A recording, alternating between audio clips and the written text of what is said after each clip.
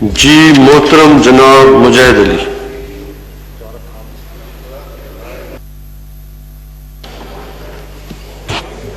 بسم اللہ الرحمن الرحیم. شکریہ جناب چیئرمین صاحب، آپ نے بجٹ 2020 اور بولنے کا موقع دیا. الحمدللہ بجٹ پیش ہوا اور پہلی دفعہ ٹیکس فری بجٹ ہماری حکومت لائے، اور انشاءاللہ جن حالات میں یہ بجٹ پیش کیا گیا، مطلب ہر طرف پوری دنیا میں کورونا ہی کورونا، اس طرح ہمارے ملک کو بھی کورونا نے لپیٹ میں لیا ہے. اللہ ہم سب کی امداد کرے. کورونا کا جو مسئلہ ہے، اصل بات جو ہے میرے خیال میں اللہ کو، نبی کریم صلی اللہ علیہ وسلم کے طریقے کو اور قرآن مجید کے احکامات کو بھول چکے ہیں. اس لیے ہم مسلمان خاص طور دھکے کھا رہے ہیں، جدھر بھی دیکھیں ادھر مسلمان تکلیف میں. یہ اسلامک پوائنٹ آف ویو سے حضرت عمر رضی اللہ تعالیٰ عنہ کے دور میں ایک دفعہ قحط سالی آئی. عمر رضی اللہ تعالیٰ عنہ نے اپنی نیبر کنٹری مصر کو امداد کے لیے کہا. مصر نے اتنا امداد بھیجا کہ اس کا قافلے کا ایک سر جو تھا وہ سعودی عرب میں تھا، دوسرا مصر میں تھا، لیکن پھر بھی وہ مسئلہ حل نہیں ہوا. اس کے بعد عمر رضی اللہ تعالیٰ عنہ نے سب صحابہ کرام کو اکٹھا کیا اور پوچھنے لگے کہ پہلے والے عمر میں اور آج کے عمر میں کیا فرق ہے. مطلب ہے نبی کریم صلی اللہ علیہ وسلم کے دور میں جو عمر تھا اور آج کے عمر میں کیا فرق ہے. اس میں سے ایک صحابی اٹھے، انہوں نے بتایا کہ میں نے نبی کریم صلی اللہ علیہ وسلم کی زیارت کی ہے خواب میں، اور نبی کریم صلی اللہ علیہ وسلم نے مجھے بتایا کہ عمر رضی اللہ عنہ کو کہو کہ آپ تو بہت ہوشیار بندے ہو، آپ تو بہت سمجھدار بندے ہو، آپ کس طرف چل پڑے ہو، آپ لوگوں سے امداد مانگ رہے ہو. فوراً عمر رضی اللہ تعالیٰ عنہ نے سب اصحاب کرام کو باہر نکالا اور اللہ کی طرف رجوع کیا.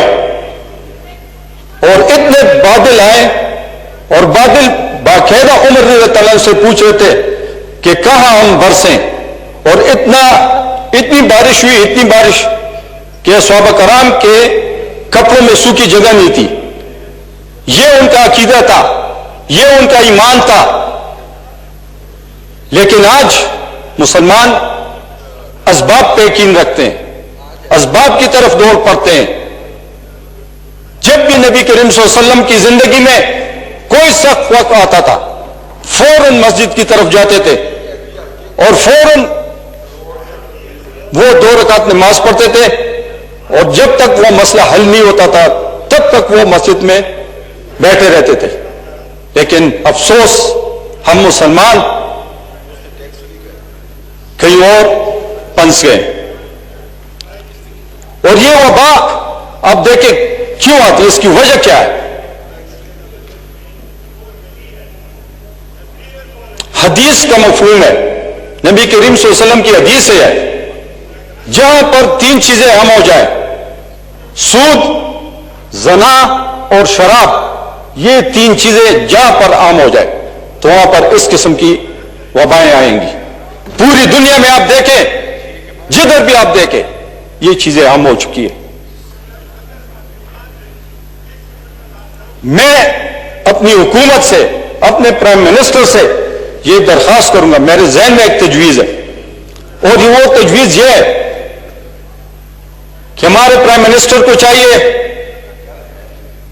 عمران خان کو چاہیے کہ وہ سعودی حکومت سے رابطہ کرے اور پوری دنیا میں جتنے بھی اسلامی ممالک ہیں ان کے جتنی بھی لیڈرشپ ہے سب کو حرم شریف میں بلائیں ملک سلمان سے رابطہ کریں اور ادھر سب کے سب جو ہے لیڈرشپ مسلمانوں کے ادھر اکٹھے ہو جائے اور اللہ کو راضی کرے.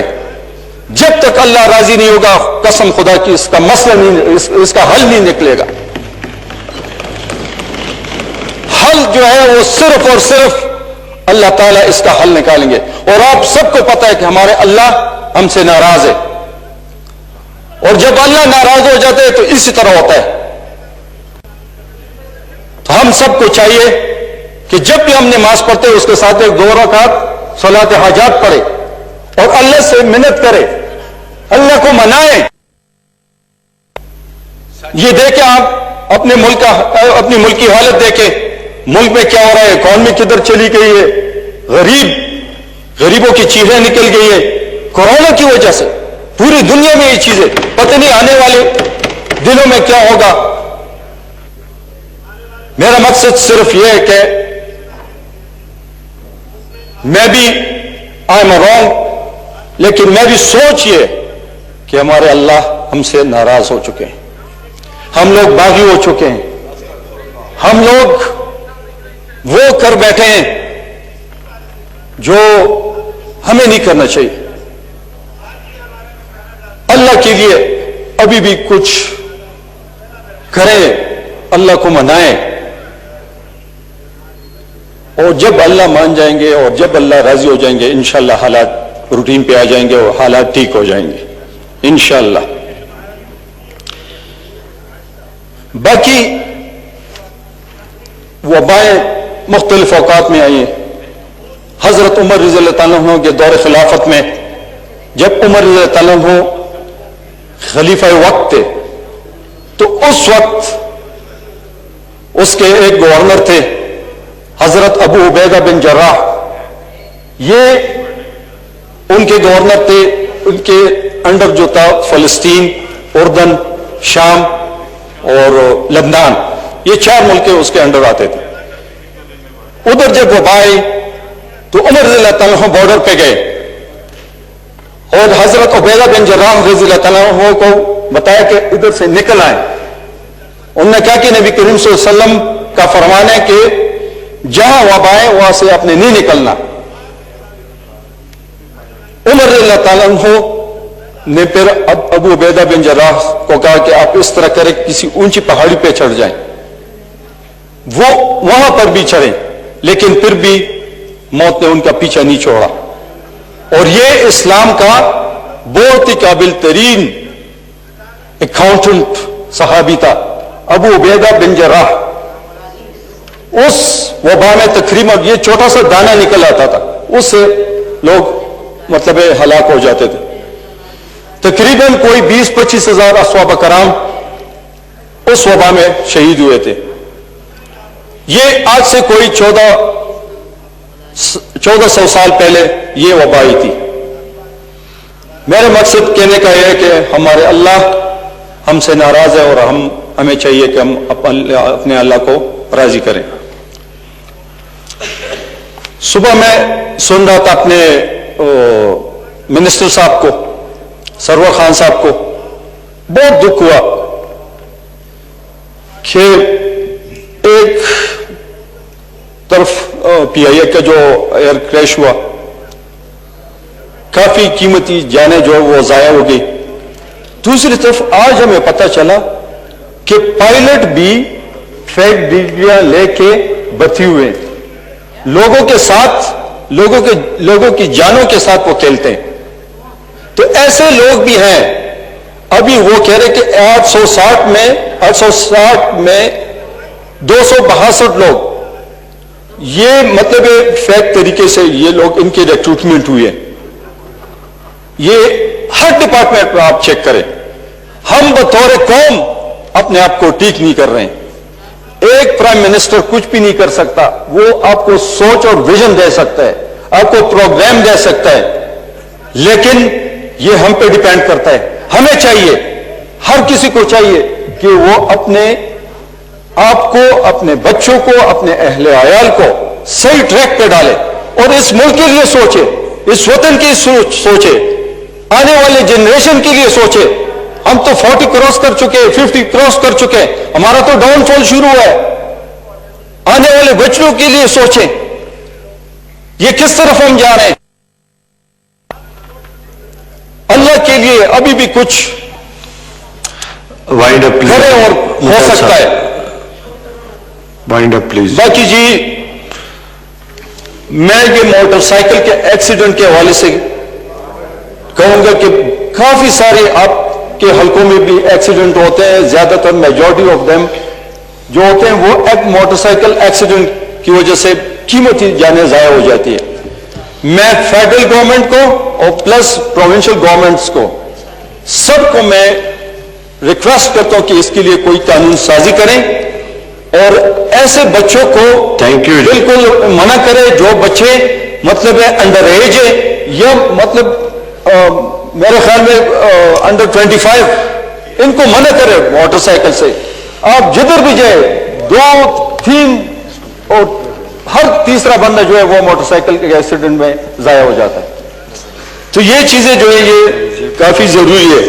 اور اپنی بہن جو ہے ہماری ڈاکٹر عافیہ صدیقی, اس کے لیے اپنے گورنمنٹ کو ریکویسٹ کرتا ہوں کہ ان کے لیے بھی کچھ کرے. کافی عرصے سے ہماری بہن ادھر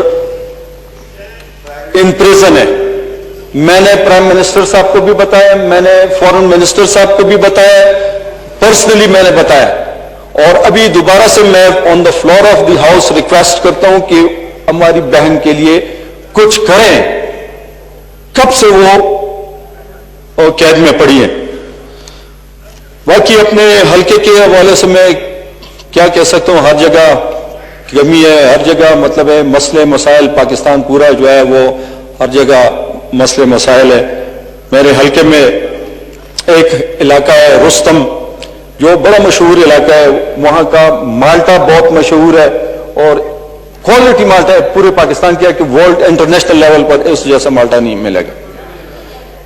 وہ علاقہ جو ہے گیس سے بالکل محروم ہے, وہاں پر مین پائپ لائن بھی نہیں گیا اور بالکل سیٹل ایریا ہے, پلین ایریا ہے. یہ بھی نہیں ہے کہ وہاں پر کوئی مطلب ہے زیادہ تر وہ پہاڑیاں ہیں. یہ میں اپنی گورنمنٹ سے ریکویسٹ بھی کرتا ہوں کہ میرے لیے, میرے حلقے کے لیے جو کچھ بھی ہو سکے تو کائنڈلی وہ آپ نوٹ کر لیں اور ہمارے حلقے پہ مہربانی کریں.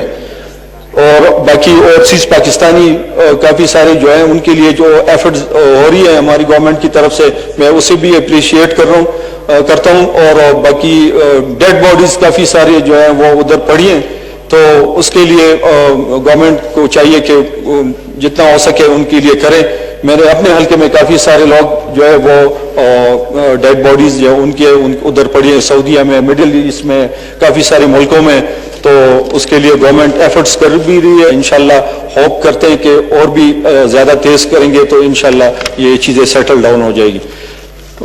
آخر میں چیئرمین صاحب آپ کا شکریہ ادا کرتا ہوں اور آپ کو وہاں دیکھ کر بہت خوشی محسوس کرتا ہوں. میرے کلیگ ہے. بہت شکریہ. تھینک یو جی, بڑی مہربانی. بہت شکریہ مجاہد صاحب. محترمہ طاہرہ اورنگزیب